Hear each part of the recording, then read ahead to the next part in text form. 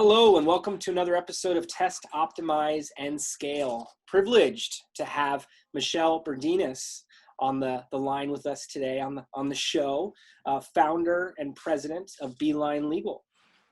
Hi, good to be here. Excellent.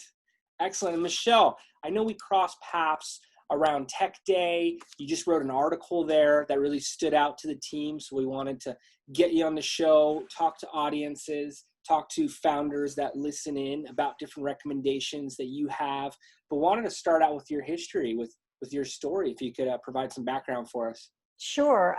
So my prior legal practice, I'm an attorney, and I was with a firm for 20 years, a partner at a firm, and I represented startups from formation through all their private placements, through to their acquisitions. And so I got to see a lot of startups from the outside looking in, and that experience is really different than it turns out than doing it yourself. But it certainly gave me a lot of knowledge around what does work and what doesn't work, and what leads to successful entrepreneurship and not. At that point, my kids both graduated from college, and I stopped hemorrhaging tuition. And so I had some more choices in life than I'd had before that. And I'd had this idea for Beeline at least 5 years before I left my firm, but I recognized that there was no way to do this from within a law firm. Lawyers are much too risk averse to do something entrepreneurial. And so I left my firm and struck out on my own and created Beeline. And I've never had so much fun and been so afraid. And I think that's how you know when you're doing it right. I know the feeling, and glad we share that in common. And just to dive into that further, why startups? Why do you like to focus at this stage of a business's life cycle? You know, the journey is what's fun.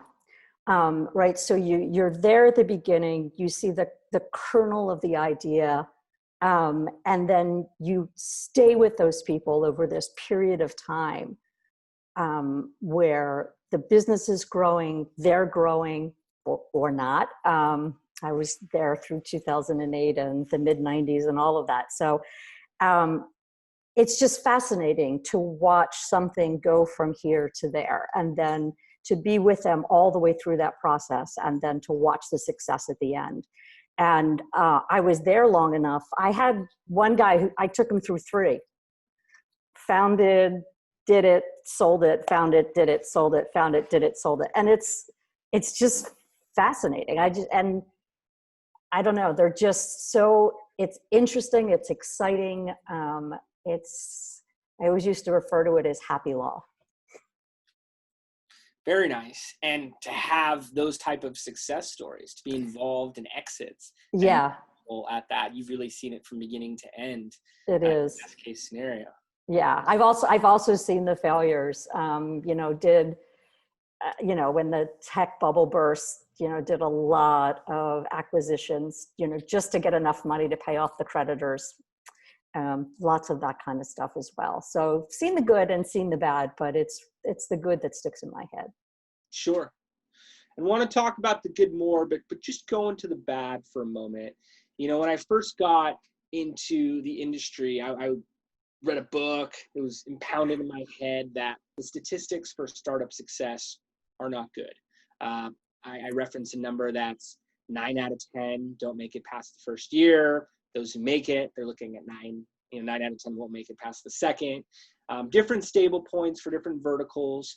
And not to focus on the downside of it, we try to pinpoint to what can make groups more successful and what can reduce those percentages a bit.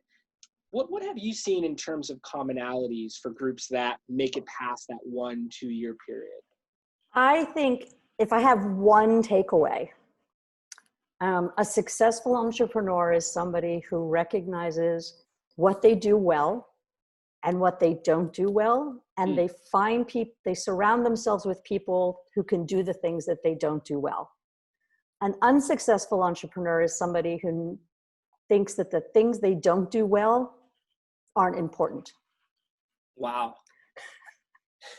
Bookkeeping, who cares? Yeah. Marketing, right? And Oh, yeah. I'll tell you, not to pick on engineers. My son's an engineer. I love engineers. They're great people. But engineers have this idea. So they start the company. They're an engineer. They start the company. And then they hire another engineer and another engineer and another engineer. And it's like, no, you need like a marketing guy, right? You need a sales guy. You need like a numbers guy. But you know, they just get this mindset, you know, if you build it, they will come. And the fact of the matter is that's not real. I mean, that might've been true at one time, but it's not really true. You know, it takes all these expertise. And so when one of the first things that I did when I started Beeline, I reached out to a branding and marketing firm that was a former client of mine. And I reached out to a website developer because I can document from here to eternity, but I can't code.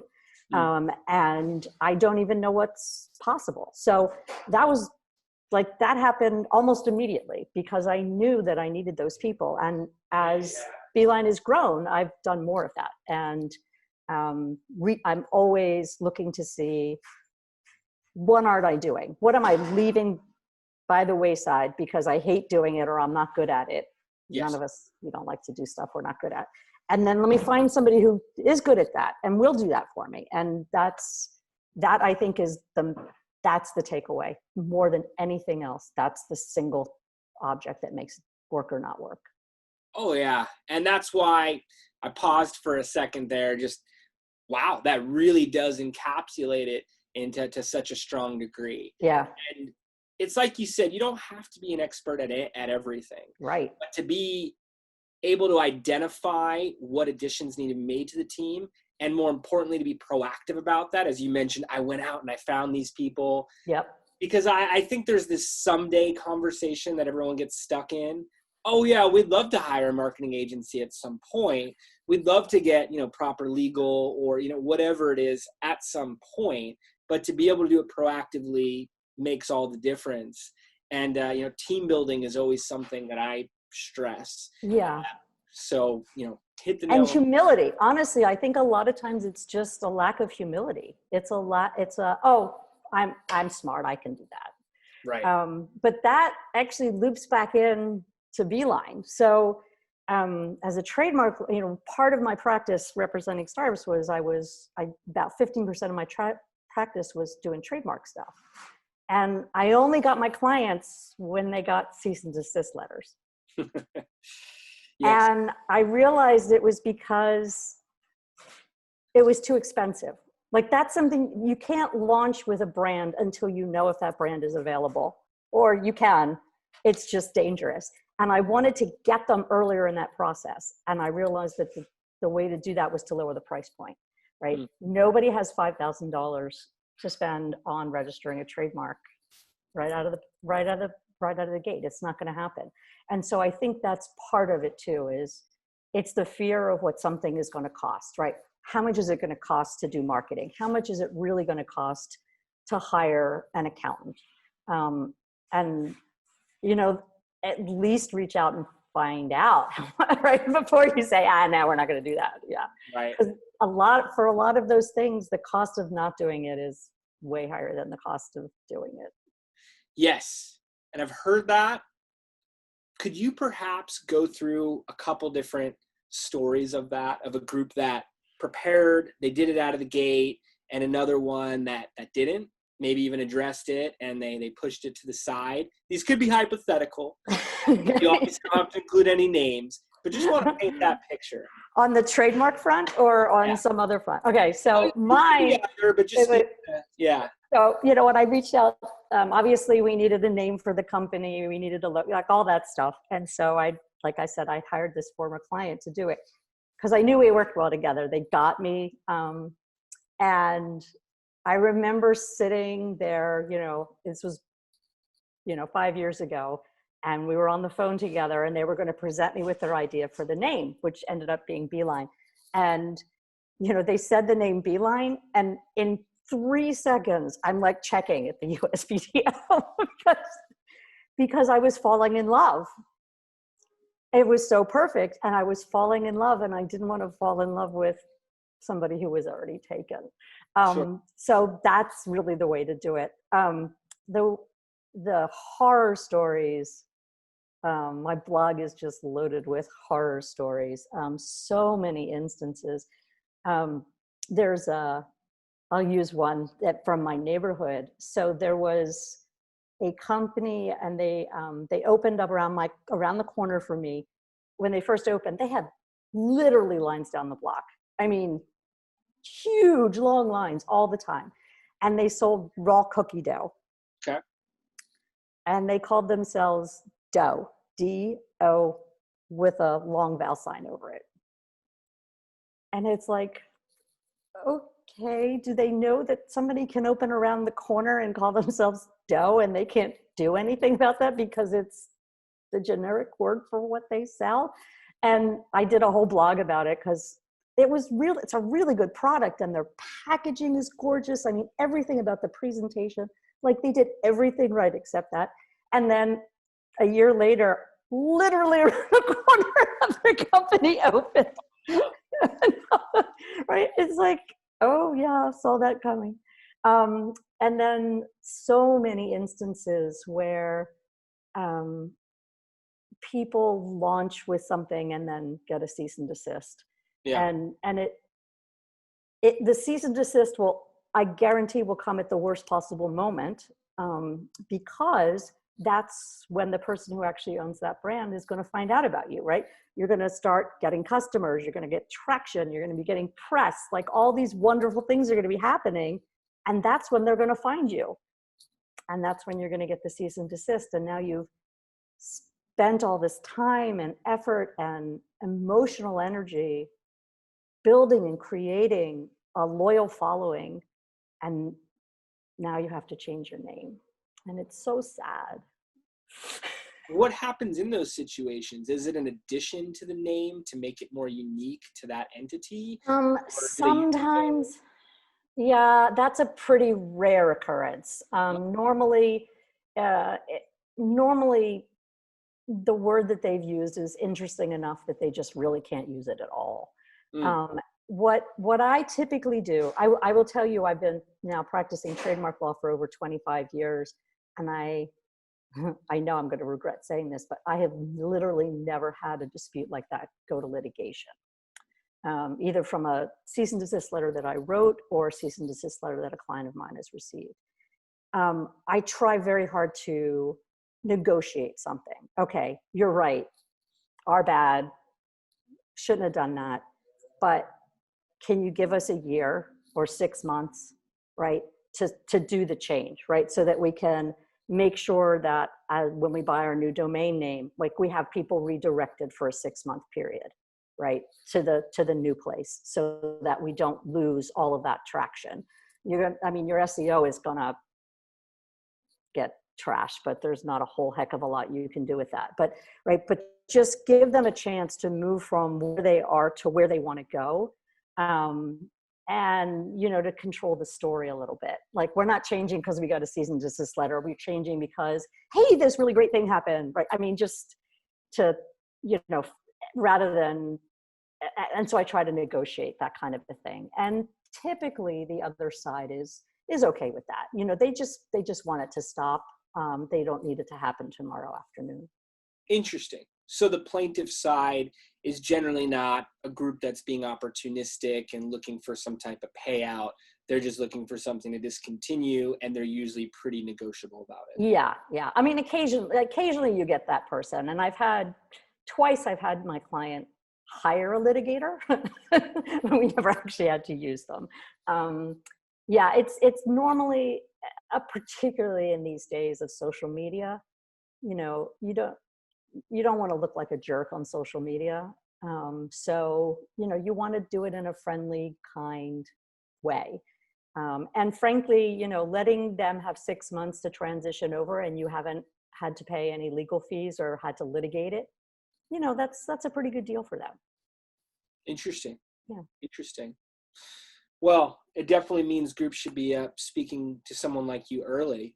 And I know I shy away from legal for many reasons. And my general counsel has done a good job at coaching me of why to fear in so many different ways and how things can be pulled out of context. And it's all the things I'm not thinking about. So I say that for the right reason, not just to shy away from it. But I think that's a common feeling, a common mindset. You know, if a founder's listening in right now, or a marketing director, our audience can be on the marketing side too. But if they have questions about this, beyond just getting in contact with you, what does the process look like? Is it something where there are more approachable fees, or there's a discussion at hand and Yeah, laid out? absolutely. So, I mean, you know, my happy bee, which is what I call my logo, like that was very deliberate.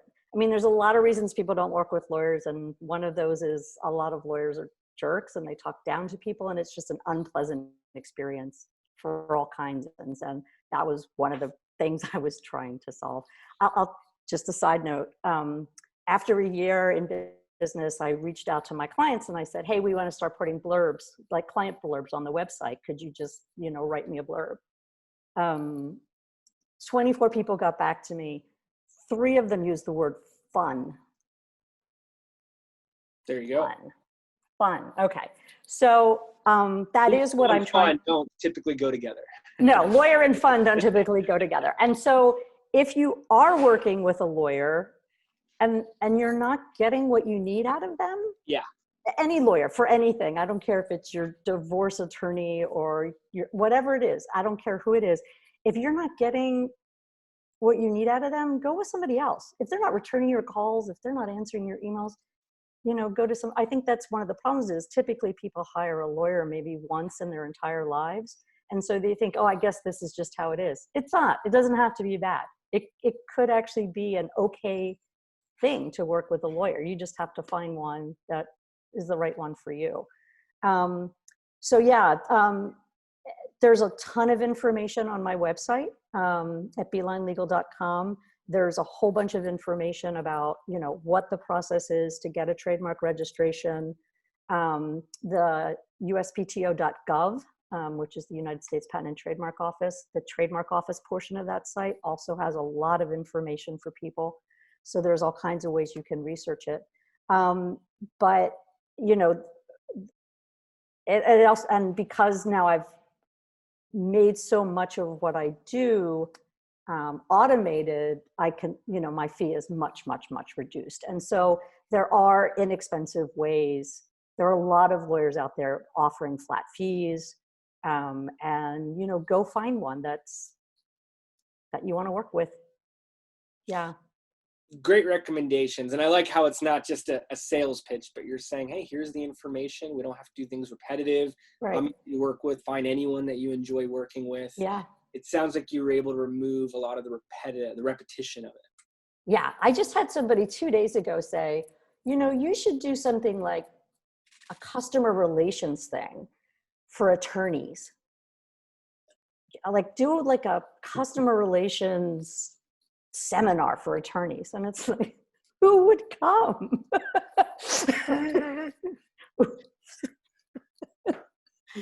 I happen to be familiar with legal, with different friends, and get insights in the industry. I follow a lot of legal pages on Instagram. You have to start liking them. So I can see that as a meme on some of the attorney pages. That's perfect. Yeah, it is. But again, you know, it doesn't have to be that way. There are really great lawyers out there, and they are okay to work with. You have to remember, it's a very weird relationship. I am paid to sit in a chair and be paranoid. So I'm going to tell you all the risks. Right. Your job is to decide whether that risk is acceptable or not. Right. So as long as you understand that that's the relationship, then it works a lot better, right? It's not my job to tell you what to do and not to do. Sometimes it is. Oh yeah, that's illegal. Like, we're not doing that. Like, no, that would be bank fraud. No. But if it's just a question of risk, then, you know, just, it's up to you to decide to go for it. And even One of the experts I hired before launching Beeline, I actually hired a malpractice attorney.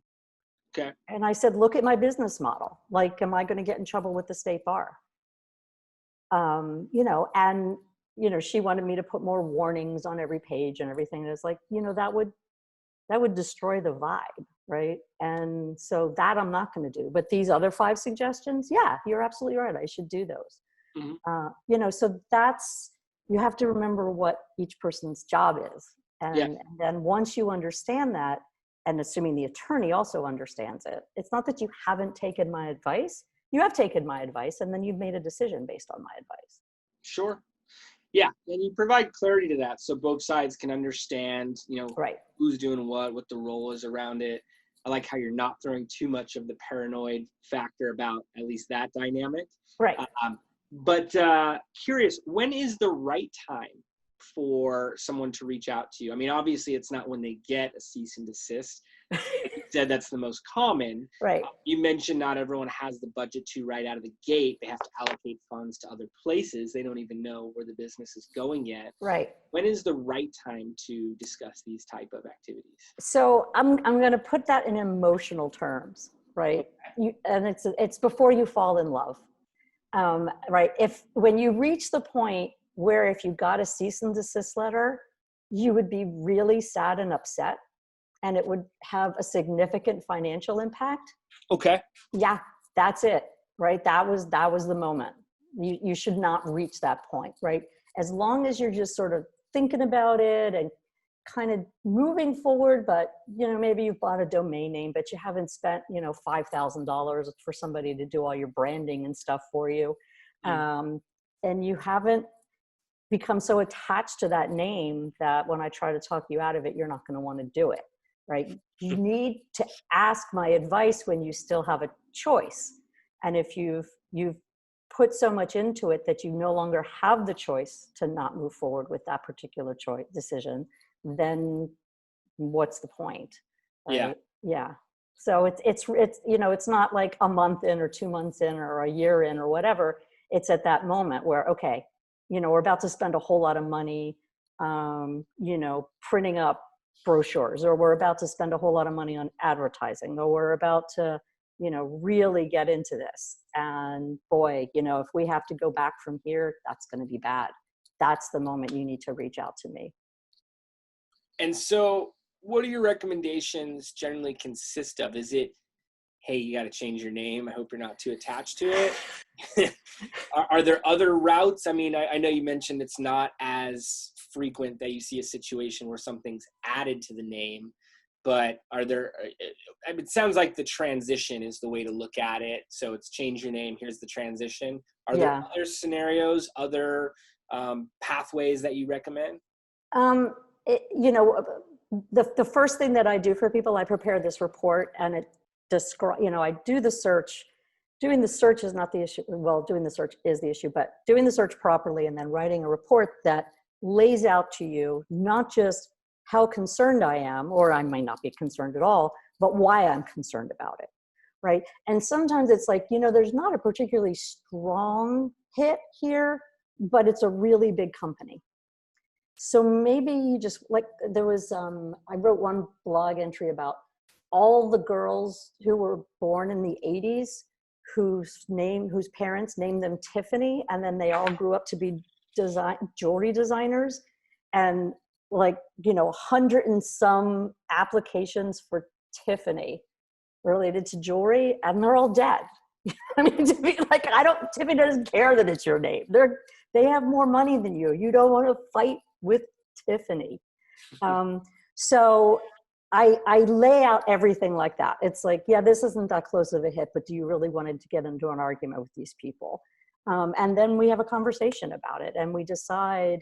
And the other thing that I like to tell people is, like, what really makes a good trademark, right? And a lot of times people pick things like dough, which is very descriptive, and that seems like a great idea, but you're never going to have rights to that. So pick something. My favorite branding is what's called suggestive. right? So Nest, for example, Nest doesn't say anything about what they make, right? Doesn't say smoke detectors or home cameras or, right? None of those things.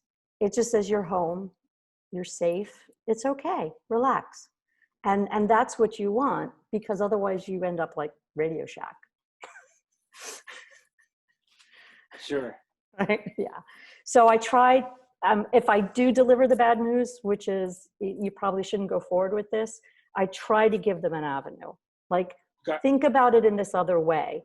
Try to imagine something that's farther off the path, because anything on the path, somebody else has already taken it. I promise you. Like the first 10 obvious things you thought of, somebody else has already done it. So Yeah. get off that path.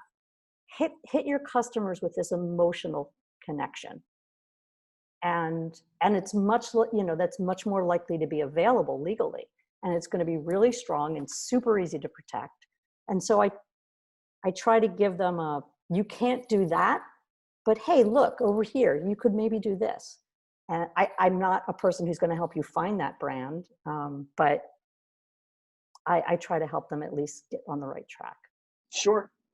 And it sounds like you have a good knowledge of what happens once they change their brand name. Familiar that you have an extended network, web developers, email, all these other aspects. So you're not just speaking to the legal, not just the trademark, but everything that there is to follow. Yeah, legal, if you're a business lawyer and you're not giving legal advice that takes into account that your client is in business, then you're not doing a very good job. So yeah, you need to take into account, right? What is the goal of my client? The goal of my client is to find a trademark that is available, strong from a marketing point of view, and easy to protect. Yes. Okay. So it's not going to be the thing you thought you wanted, but there's one out there. Let's go find it. Yeah. I love it. And let's talk more about your brand. Have a good understanding for the services and impressed by what you're doing. It sounds like you've gone through the whole test, optimize, scale process for Yes. yourself, where you said, hey, I was doing a lot of this. I was finding it didn't resonate with the target audience. I had to change up what I was doing. What recommendations can you provide the audience in terms of what to test for their own brand, whether it's speaking to the trademark, whether it's refining their product like you did, or what's to follow, and what the whole client life cycle looks like as a result? Yeah. So you told me that your attorney kind of helps, like teaches you as you go along. And Yes. I will tell you that the marketing people, Axio Design in Colorado, those folks, they taught me how to work with them. And things like, oh, you're doing tech day. Oh, yeah, we need more than 2 weeks notice on something like that. Sure. Oh, right. I probably should have yeah, okay, got it. Right. You need to, okay. So they taught me a lot, but in those terms, but also what we discovered is that every time we created a new marketing piece, whatever it is, new language for the website, or a new handout, or whatever it is, every time you do that, you are re-examining everything about your business. If you're doing it right, you're re-examining everything, right? By examining your message, you're examining what you are. And is that really who we still are? Are we still that? And it's this constant cycle of, this is our message. Is that the right message? Are we even doing the right thing? Oh, we're not. Maybe we need to be doing this instead. Oh, now the message is working. How about that? And then do it again and again and again, over and over, constantly. And it's this process of constantly honing and refining who you are, what your messaging is. And I don't think there's any other way to do it. I don't think you can just like land there and say, oh, that's it, we're done. It's a work in process. And that's all you can do. That's all you can do. And don't be afraid of that. right? Don't be afraid of, oh, we kind of got it wrong last time. Don't like hang on to that because you're afraid of changing it. Like, yeah, just keep changing. Just change and do whatever you need to do to stay current, to make sure you're reaching the people you need to reach. So provide enough time. Don't throw it 2 weeks out of there. And continually refine the process. Continually ask Right. why, who, what type questions around your brand, your audience, and the interaction between. Right. Yeah. And again, it was interesting this year because of the way Tech Day did their thing. I've been going to New York Tech Day had a booth at New York Tech Day for years. And now all of a sudden, we've got a joint Tech Day with LA, New York, and London. Mm-hmm. Okay. We need to change our message because now we're talking about people overseas and we have different messaging for those people, right? Not because they're different than us, but the needs of somebody in London who needs to register a trademark in the United States, that's a different message that you need to provide. So we had to re-examine that and think about that and think about how our presentation of ourselves at Tech Day needs to change as a result of the change in the audience that we're facing. How are the digital conferences working out for you? And speaking to that directly, but obviously 2020 has had a lot of changes. I see pros, I see cons for the digital conferences. How have they been doing for Beeline? Not well. Tech Day, I think, Tech Day at least, they knew what they were doing. Like they thought about it and they figured out a way to make it work. I did another conference that will remain nameless, but of course, it was a disaster. I mean, I was having to work with my marketing people to put together. I mean, we literally had no specs for our booth. Like we had no idea how they were doing that at all. Yeah.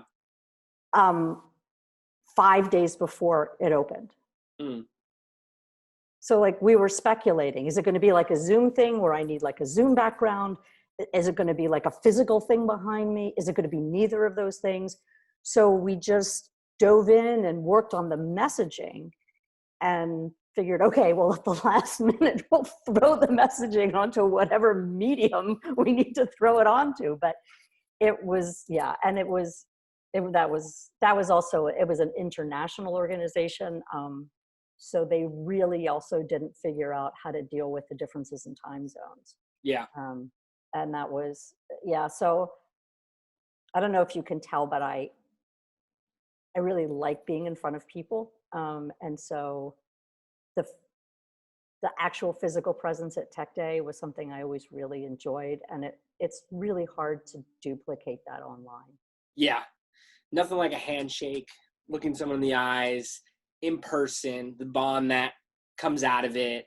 I do a lot of speaking at conferences, and there's this joke I have with fellow speakers of 99% of speaking is being at the airport, being at restaurants, being at a rooftop after party. I definitely miss all that.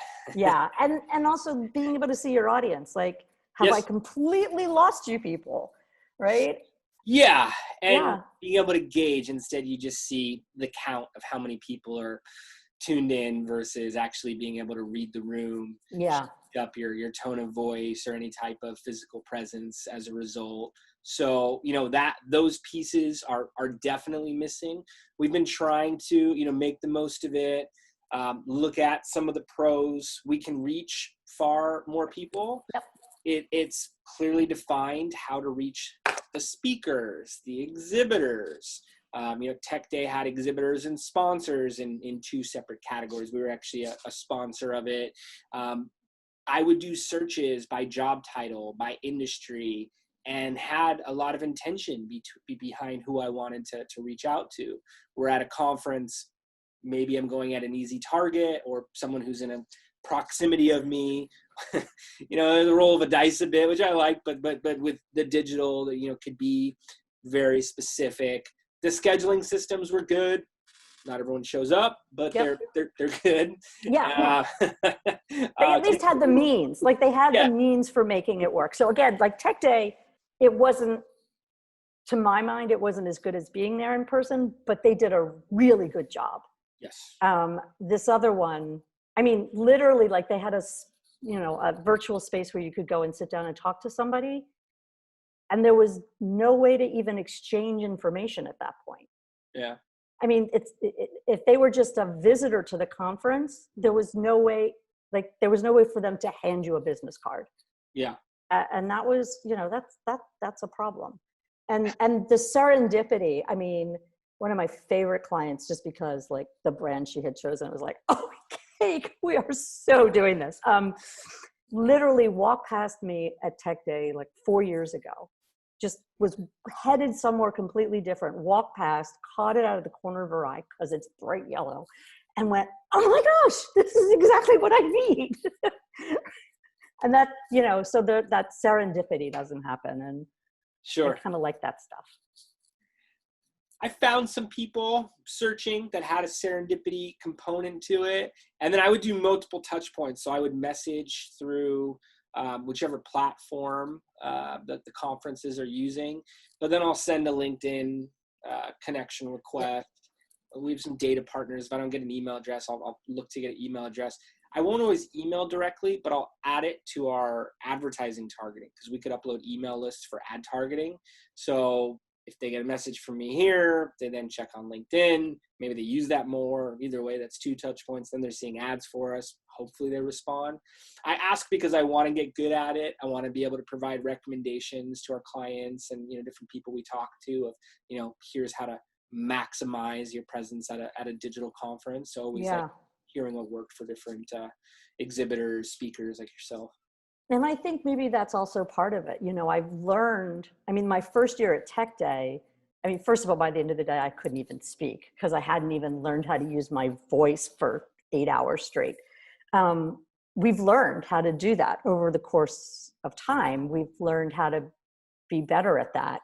And we're also novices. Like the people putting on the conferences are novices at doing this, but we're also, and I'm in my 60s, man. Like, I don't adapt the way I used to. But you're adapting, and that's I am, right.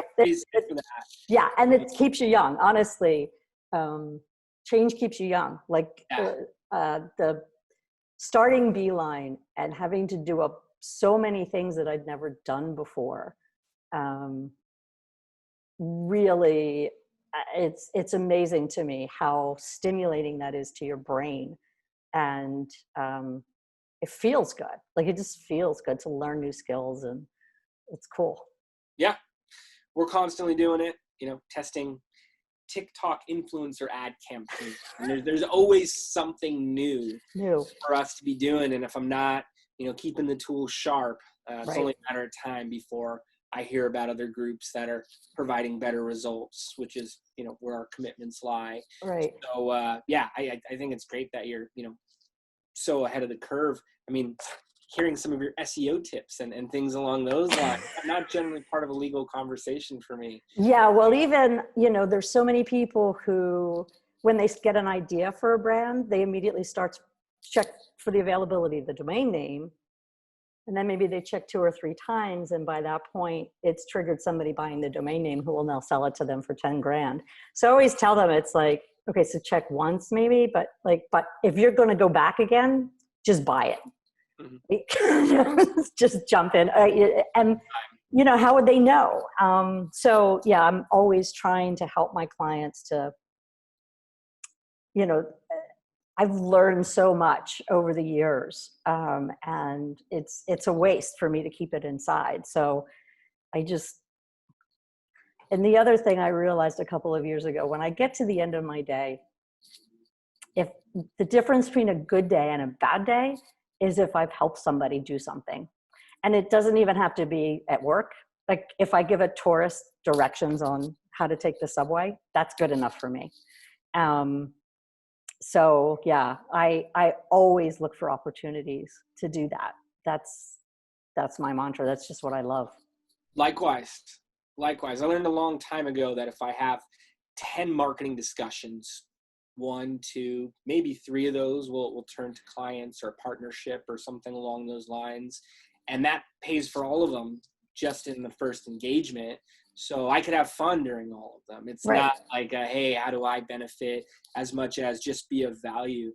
And when that mindset, when that shift occurred for me, I started seeing it reflect in how many more conversations were panning out to get things for us. You know, when you're coming on and just trying to provide value to what they're doing, no type of monetary transaction, but just, hey, here's some ideas.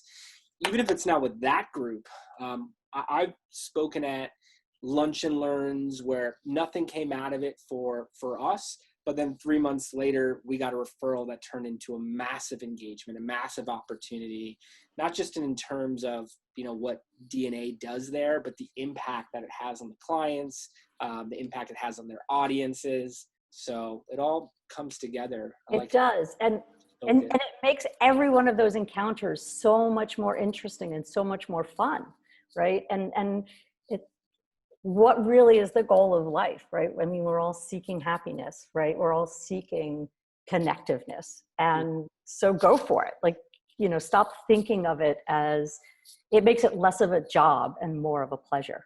So yeah, totally there.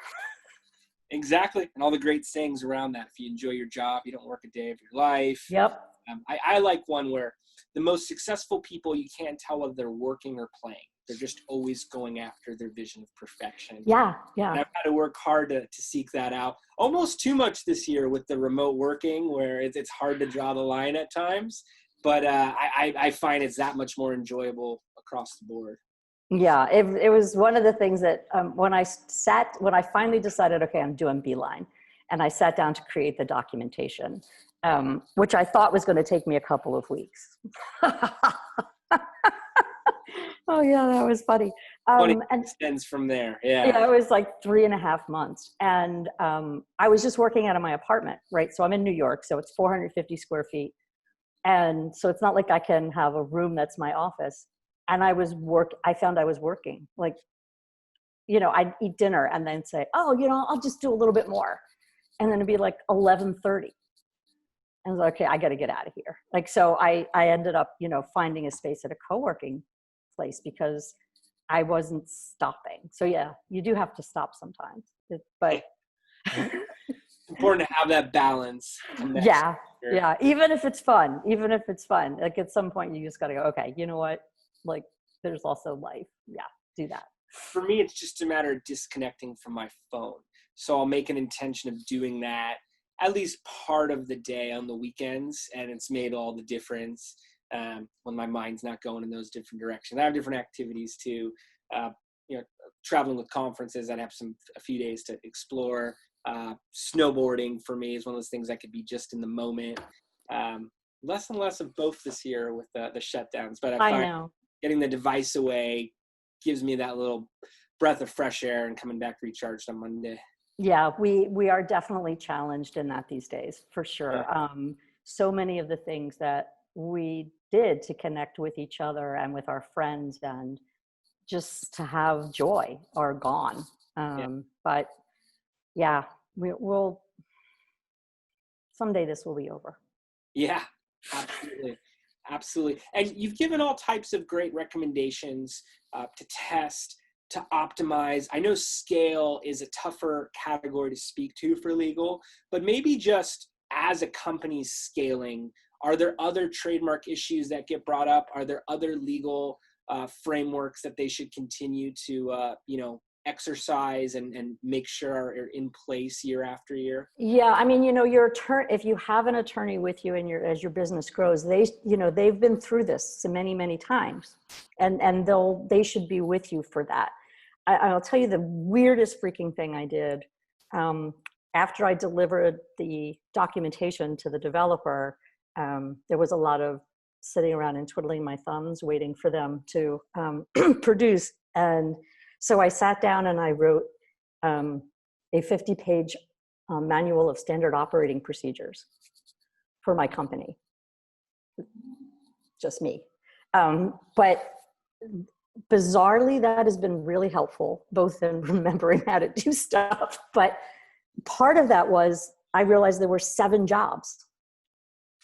And I broke down each of the procedures into those job categories, and then broke down into what skills are required to do those. So as I grew and scaled, it was really easy to say, okay, if I hire somebody or I find an outside contractor with this skill set, that will free up this number of hours, and these are the things I won't have to do anymore, right? So I could make a decision about, I haven't hired another attorney, for example, because actually that's my favorite part.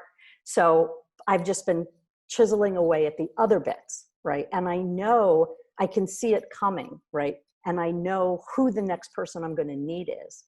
And so even though it's really ridiculous to create something like that, and I don't think I would have done it if I weren't twiddling my thumbs, but it's actually turned out to be really useful, just because it made it that much easier to scale. Okay, this is the next person I need. As I'm networking, I should start thinking to start finding people who know people, or somebody who actually does this thing, and see if I like them. Because it's really, when you hire somebody, it can seem really good, and then it doesn't really work out. So if you get to know the people that you're going to need to hire before you even need them, when you need them, they're there, and you've already identified them, and you've developed a long and trusting relationship with them. I honestly don't think I would have had the guts to start Beeline if I didn't know a company that did large database driven websites, and had somebody who I already knew, to do my marketing and stuff for me. I don't think I would have had the guts to go forward. So those kinds of relationships are really invaluable. It's been said on the show, your net worth is your network, and vice versa as well. And like you said, it opened it up for you. What a great, actionable insight there of building the relationships you need for tomorrow, for next year, today, and how that allows for a smoother, more successful process. Yeah. From a law point of view, here's my advice. When you hire, never give anybody stock when they walk in the door, right? Give them an option, put a 1-year cliff on that vesting, let them work for you for 12 months before they're entitled to hang on to any equity. That quote you on that. I'm actually going to show that video clip to different groups that want to give us equity on the first call. And